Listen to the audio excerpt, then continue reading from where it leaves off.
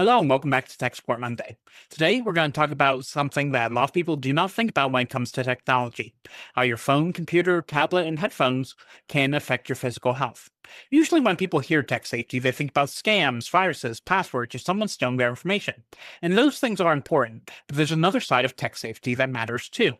The way you use your devices every day can affect your eyes, your neck, your shoulders, your back, your hands, your sleep, and even your hearing.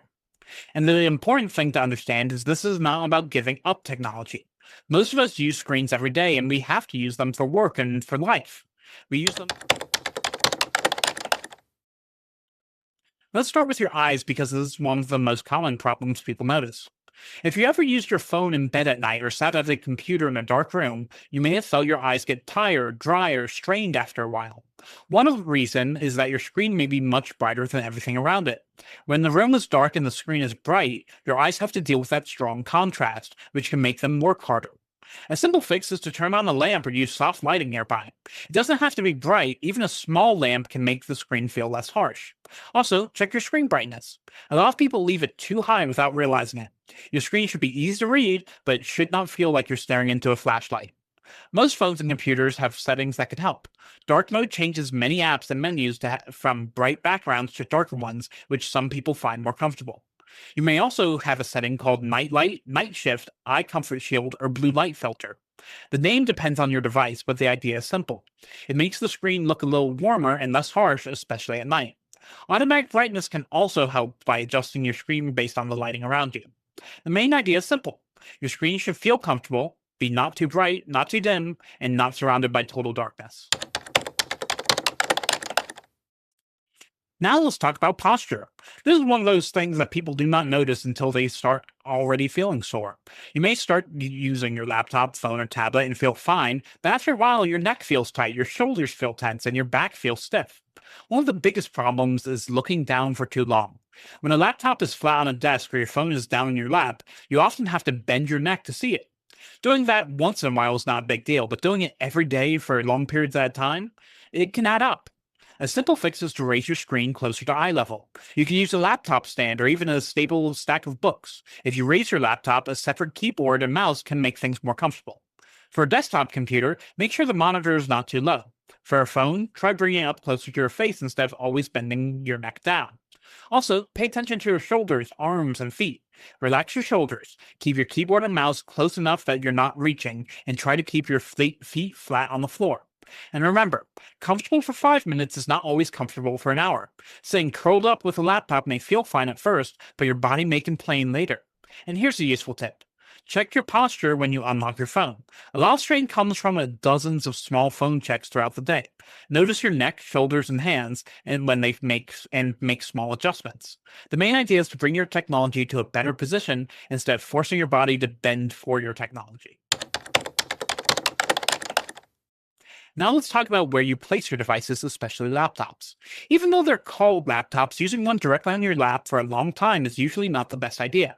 Laptops can get warm, especially when watching videos, playing games, running several programs, or using an older machine. The other issue is airflow. Most laptops have vents that help move hot air out. If you place a laptop on a blanket, a pillow, a couch cushion, or your lap, you may block those vents without realizing it. When the vents are blocked, the laptop can get hotter, slow down, and make the fans louder.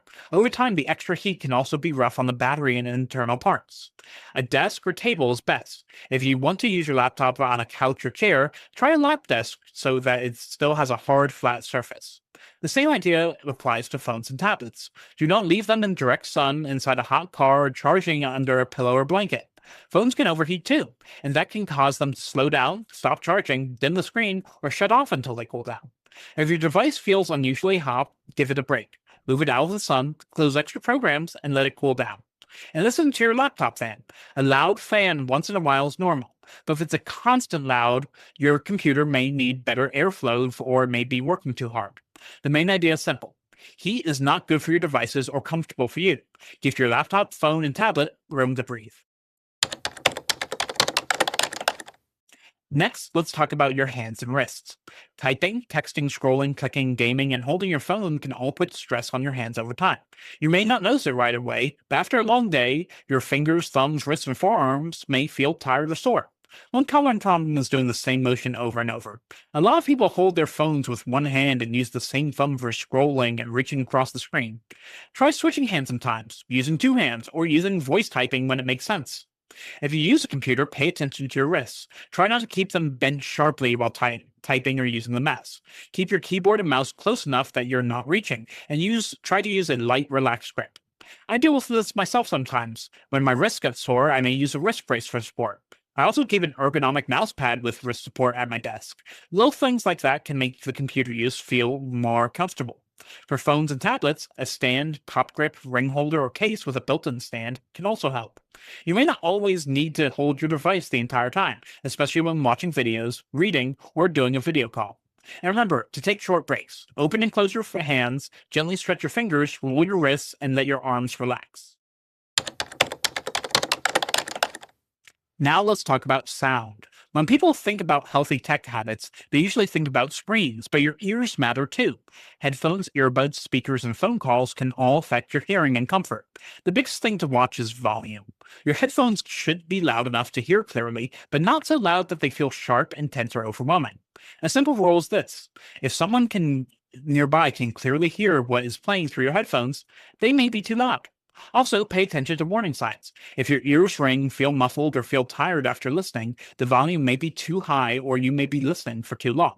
Give your ears a break, especially with earbuds. If they feel sore, itchy, or irritated, take them out for a while. Now let's talk about sleep and mental fatigue.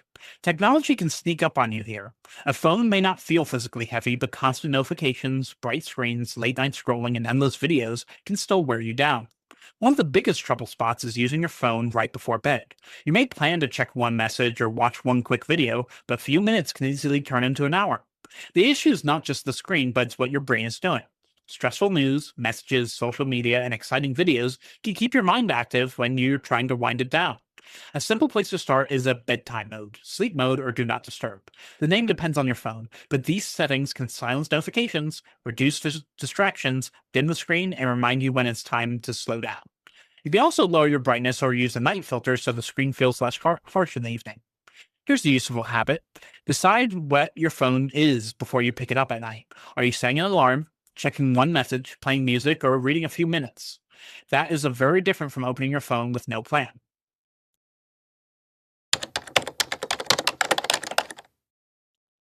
Screens can definitely make dry eyes feel worse because people often blink less when they are focused on their phone or computer.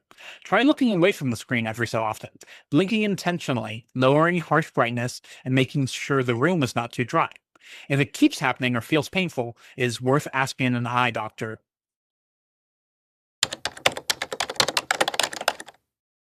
A desktop can be easier to set up comfortably because the monitor, keyboard, and mouse are all separate, but a laptop can still work well if you raise your screen and use a separate keyboard and mouse. The biggest goal is to avoid constantly looking down or hunching forward. A desktop can be easier to set up comfortably because the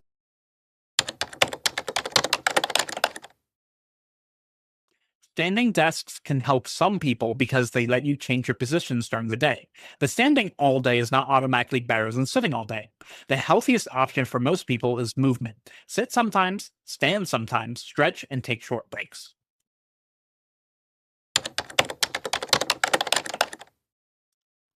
Bigger phones can be harder to hold for long periods, especially one handed. A phone grip, case with a stand, or small bedside phone stand can help. You can also use two hands more often, voice typing, or prop the phone up on something instead of gripping it all the time.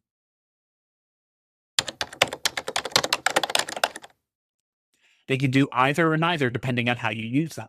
A smartwatch can remind you to stand, move, breathe, or even take water breaks, which I have mine set up for, which can be helpful. But if every app sends alerts to your wrist, it can.